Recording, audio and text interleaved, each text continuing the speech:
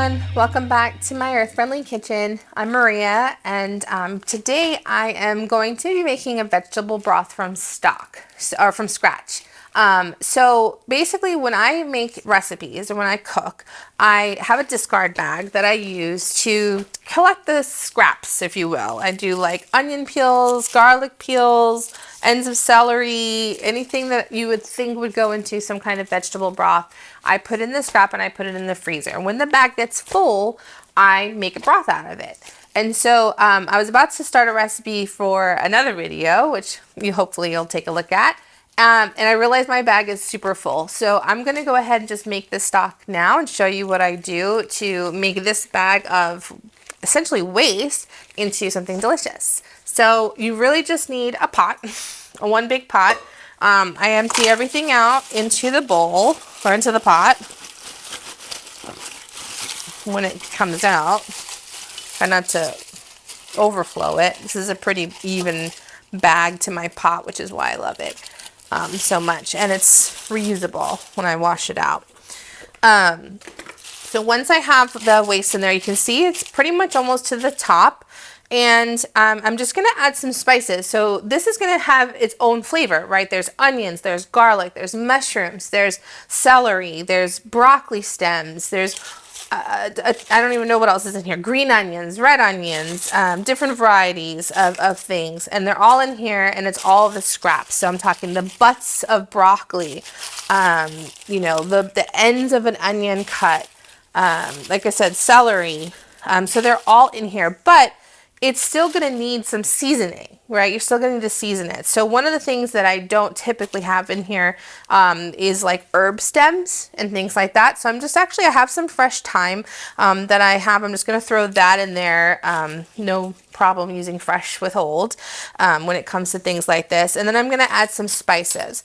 So I'm going to do about a teaspoon of onion powder and a teaspoon of garlic powder, again because there's already garlic and onion in here, but I just want to give it that little extra pizzazz or whatever you would say.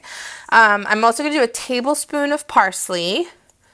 Dried herbs are fine. You could use fresh if you have them. I have dried thyme also. I just happen to have fresh thyme, so I said if we can use fresh, I always prefer it. A tablespoon of parsley, and then a tablespoon of marjoram.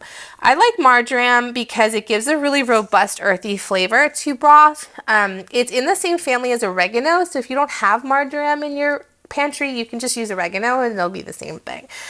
Just a little bit, a slightly different flavor, that's all. So, and then I'm just going to do 2 tablespoons actually of what I call coarse kosher salt. So the reason why I'm doing 2 tablespoons, it may seem like a lot of salt, but for 1, the vegetables don't have anything, right? For 2, I'm going to be adding water to this, which also doesn't have any flavoring. Even though it's going to get seasoned with the broth, you still want to have a little bit of seasoning. And kosher salt is a little bit larger of a granule, the coarse salt, because when you have a larger granule of salt, you actually need a little bit more than the fine salt that you would use. For instance, like table salt is very fine, and it's going to be less salty than that fine salt. That fine salt will penetrate very easily. This coarse ground salt will actually make it not so salty. So I know it seems like a lot, but it's really not. So that's it. That's all I'm going to put in this pot, and then I'm going to fill it up with water and put it on the stove.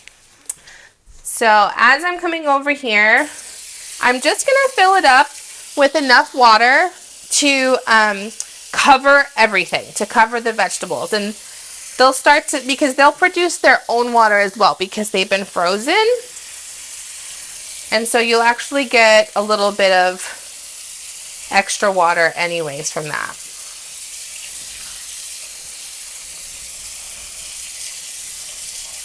Okay, so that seems pretty good. Okay, so if you could see, everything is just really just barely covered. I'm gonna give this a little bit of a stir just to kind of get the herbs and everything, spices, the salt kind of mixed in there. And then turn this on a high heat For now, I want to bring this to a boil, and then once it starts boiling, I'm going to turn the heat down to low to medium and then cover it for about an hour. And I'm just going to, or really until all of the vegetables have completely softened, they're almost mush, just because you really are trying to extract all that flavor. You're not using any of this to eat, right? It's all going to be part of the broth, and we're going to strain it at the end, so we'll show you that. Now, one last tip I have when you're making vegetable broth is when people make beef broth or chicken broth or something like that, the reason why it has a little bit more flavor is because it has fat in it. There's a lot of fat that comes from chicken, skin and bones and beef fat that, when they make broth, that's what is kind of adds more flavor. So for vegetable broth, I actually do tend to add a little bit of butter into the broth as well. I would say about a quarter cup or so. And again, I know it seems like a lot, but it's a lot of broth, and I'm going to be using this for a variety of recipes. So I just stick that right in there because that's going to melt, as the water heats up. And then once it's boiling, I'm actually going to give it one more stir before I cover it on low to medium for an hour. So we're going to let this bring up to a boil and then cover it again, low to medium simmer. And once it's done, we will come back and check on it. Okay guys, so we're back. It's been about an hour, about maybe 45 minutes or so actually, but this smells amazing. So I'm gonna go ahead and check it. Again, it's been on, I brought it up to a boil, I covered it, I put it on low to medium to simmer, and it just smells awesome in here right now. So you can see that all the vegetables are really softened up. Well, I should say vegetable scraps, and the color has completely changed to where you have that really deep color from the veggies itself. And so, it's not just water anymore. So I'm actually going to taste this really quickly.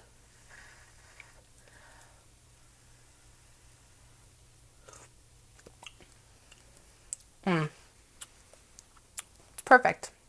Now would be the time if you wanted to add more salt or if you wanted any pepper. Now I do add the salt in the beginning, but I really don't tend to add a lot more once this is done, as long as the flavors are there and everything has really come together in a beautiful way. Because when you use the broth to make whatever it is that you're making, soup,